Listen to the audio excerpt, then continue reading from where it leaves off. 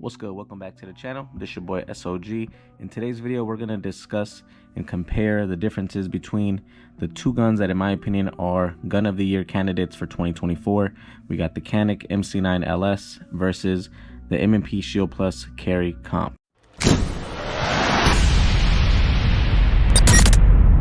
Before we continue with this review, I did want to let you guys know that both guns have been cleared from any ammunition. There is no ammo anywhere in this room, nor is there any ammo near the guns. Now, starting off with the M&P Shield Plus Carry Comp, this starts off at about $600. This does come with a cardboard box, and aside from paperwork and the locking cable that comes with it, you also get a super nice cleaning kit, and you do get 3 different size magazines. And looking over at the Canik MC9LS, this is still a fairly newer gun, so the prices could fluctuate by a few dollars depending of your area or when you purchase this, but this is going to go from anywhere from $450 to $480. And now this includes a ton of stuff for the money. It does not, however, include this red dot. This was purchased after I got the gun. This does come with everything else that you see here, though. It does come with a hard case. It comes with a holster.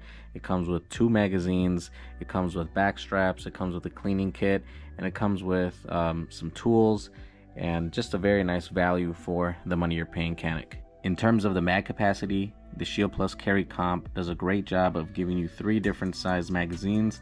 This comes with a 10, a 13, and a 15 round mag, and the Canik gives you 2 17 round magazines. Now, when looking at the dimensions between these two guns, the Canik MC9LS has a height of 5.43 inches. It's got a length of 6.75 inches. It's got a width of 1.14 inches. And it's got a weight of 23.77 ounces. Compare that to the Shield Plus Carry Comp. That one's got a height of 4.6 inches. It's got a length of 7 inches, a width of 1.1 inches, and a weight of only 17.9 ounces. Now, this is actually something I found very interesting. If you put the 15 round mag on the Smith & Wesson, and you got the 17 rounder obviously on the MC9LS, look at that height difference.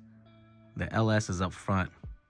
Now the back looks a little bit shorter on the Smith, but look at the front. Look how much more of an angle it's got up front for that Smith & Wesson. Damn near identical sizes, but you got the MC9LS with 2 extra rounds. Now, comparing the barrel length between both of these guns, the Smith & Wesson M&P Shield Plus Carry Comp has a barrel length of 4 inches, and it is a comped barrel. And the Canik MC9LS has a barrel length of 3.64 inches, and this is not a comped barrel. As you guys can see, both of these guns do come optics ready, so you can mount optics on either one. On the Canik, you've got a really nice blacked out rear sight with a big white dot up front. Now, these are metal sights, but they are not night sights. It's got somewhat of a U-notch rear, and the front is just a big white dot. Now, comparing that to the Shield Plus Carry Comp, this one's got a very similar rear blacked out sight, metal sights of course, but this one has a trinium front sight from Night Vision, which is a really nice sight. Both sights are really good, and also both rear sights are textured. Now, speaking of texture, both guns have very nice grip texturing. The Shield Plus Carry Comp does a really nice job of actually keeping some sort of texturing along the entire frame, and Canik just kind of keeps it just to the basic points that we're so used to seeing from gun manufacturers. Both are very nice, although the Smith does have a little bit more aggressive texturing, and Canik does have a very nice grip, though it's not as aggressive as the Smith, but it does have some nice grip and texturing just right here for your fingers to rest on when you are shooting for a more firmer and comfortable grip. The nice thing about both of them is that their magazines are also textured similarly to the frame, and likewise with the Canik, it's got some texturing there. Now, as mentioned before, the Canik does come with 3 different back straps, one which is already on the gun, and then you've got 2 additional back strap options that you can replace this with, just kind of depending on your grip. And this also comes with a slight beaver tail that you can see here, which does a really nice job of just ensuring that your grip is just right underneath that slide and you don't get any slide bite. Now, when we look at the Smith & Wesson, we can see that there is no beaver tail here. Although I've never experienced any slide bite with this, there is no beaver tail here, and there is no option for backstraps, so you are stuck with just what comes with the gun. The Canik does have a 1913 rail, and the Smith & Wesson does not come with a rail, although I think you can mount a TLR6 if I'm not mistaken on that, and that's probably the only option you got for that. Smith & Wesson has a really nice looking trigger here. I believe this is their performance center trigger, and it is very nice looking. So it doesn't have much travel. You get a very defined wall right here.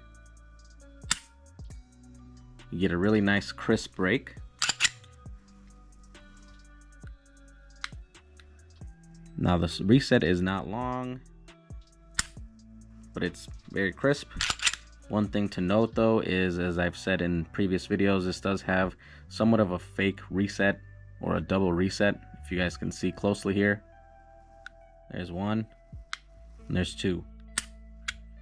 Very nice trigger, but I'm not a fan of the reset. Now this does have a lot more take up or travel, though it's not too bad. It's got a defined wall. Very good break.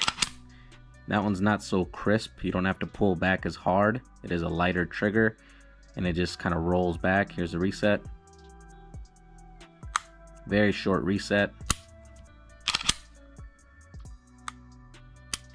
Very nice trigger on the Canik as usual. The Shield Plus carry comp does come with a little window here that tells you if you've got one in the chamber. And on the MC9LS, you've also got a loaded chamber indicator, which is this thing right here, which pops up once it detects that there's one in the chamber. Now for all my left-handers out there, the Canik MC9LS is ambidextrous, so you got the slide lock or slide release on both sides here for you guys.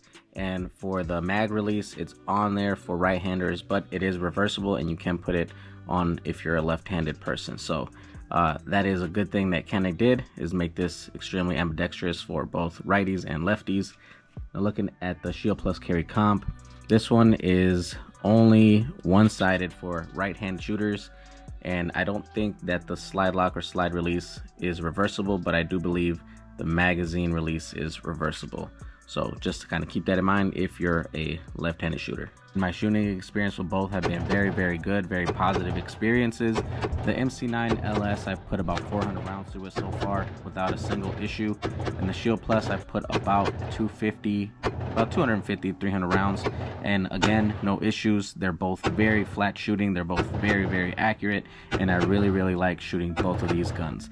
Now, just because the shooting experience has been great, I also want to let you guys know if there are any potential issues or anything that I have seen or experienced that wasn't so good. You know what I mean? Now again, these two are very new, so there could be some things that arise in the future. I honestly have not found not one single issue with the LS, with the MC9LS. Even though I know a lot of people are skeptical about it just because of all the issues that the original MC9 had when that one first came out. But so far, in my experience, this has not had not a single issue, not a hiccup. It's been great. It's ran through every type of ammunition I've put through it. No issues with the failure to feed or returning the battery or magazine sticking. None of that. It's been flawless. I'm hoping that that's the same for anyone else who buys them.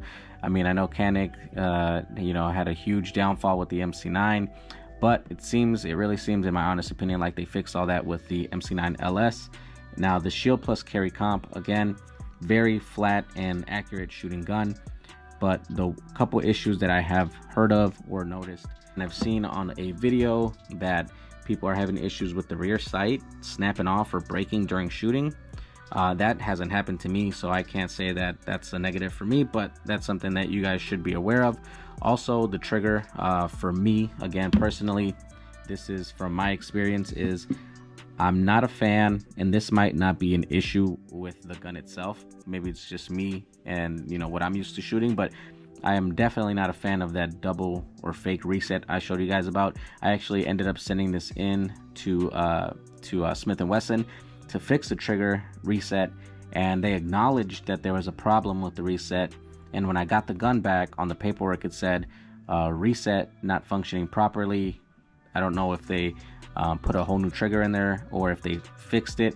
But it still does the same thing. It still gives me that fake reset, that second reset, and I'm not a fan of that, only because when you're shooting and practicing trigger discipline, that could, if you don't notice that could cost you a shot. What do I mean by that? I'll show you guys here. So if you're shooting and you go into that fake reset and you pull back, nothing happens. Now, Lord forbid that happened to anybody during a self-defense situation, which I really highly doubt, just because, I mean, you're not gonna pull off the reset this slowly in a self-defense situation, right? You're just gonna kind of go all in, and that's fine. But for me, it's just, I don't know, I'm not a big fan of this. So that's just me. And again, it could not be, it's not that it's an issue with the gun, although I have heard some people say that they haven't had that issue with theirs, but just something to keep in mind. You know, like I said, I'm always going to keep it honest and positive with you guys. So, you know, whether it's good or bad, I'm gonna let you guys know about it, especially with newer guns, because it gets expensive to experiment and, you know, put all your eggs in one basket when you're purchasing a gun. So I figure this will help a little bit. I really hope you guys learned something or enjoyed something from this video. As always, God bless you guys. If you haven't already, subscribe to the channel, hit that like button, drop a comment below. Thank you guys so much for watching. Y'all have a blessed week. Take care.